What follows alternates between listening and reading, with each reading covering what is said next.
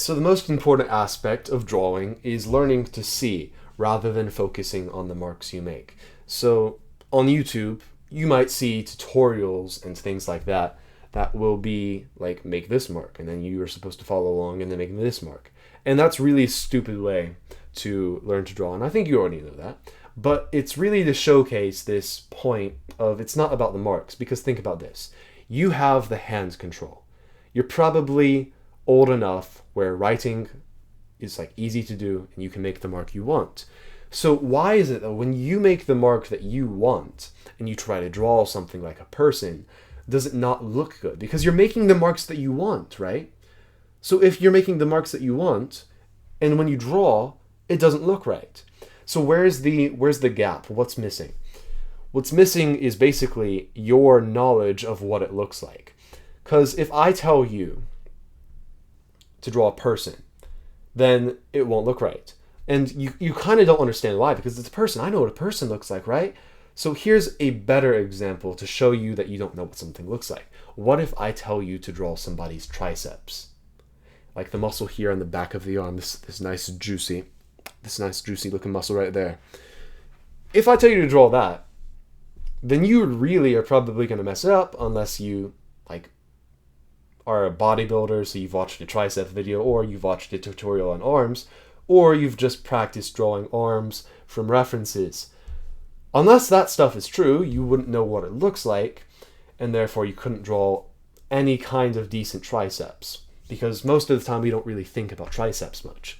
So what you need to do is learn to see. Like if we apply this to the face, because we all think we know what faces look like, we're always seeing them, and we all like will learn when we're in like first grade or whatever, like, draw this line and then this line for the eye and then fill it in with the iris or whatever, right? But we don't really know what it looks like all the way. You think you do, but you don't. Because if you did, when you make the marks that you want to make, it would look like a realistic eye, but it doesn't. So you don't know what it looks like. So how do you learn what it looks like? That's basically the goal. Because if you learn what it looks like, then when you make the mark you want, it will look like an actual eye. Because what you want matches reality.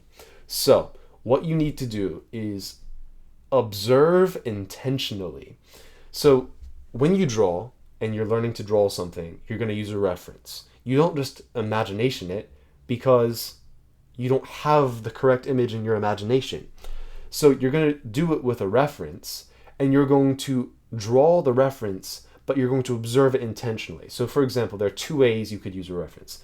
You could see something on the reference over there, and then you could try to copy it over there, and it's just passive. You don't want to do that because you're not learning anything. The point of this is to learn what it looks like, so that whenever you draw it in the future, you don't need to rely on a reference.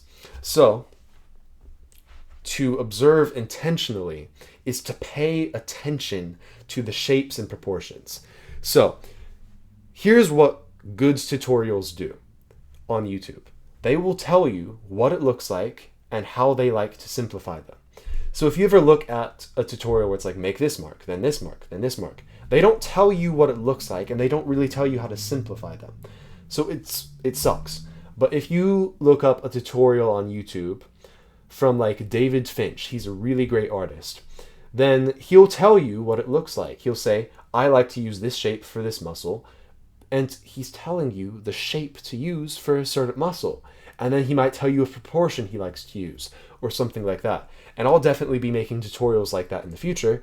So if you're interested in that, then please subscribe to me. Now, you're going to observe it intentionally. So let me give you a practical example of this. So tutorials are great because they tell you things like that.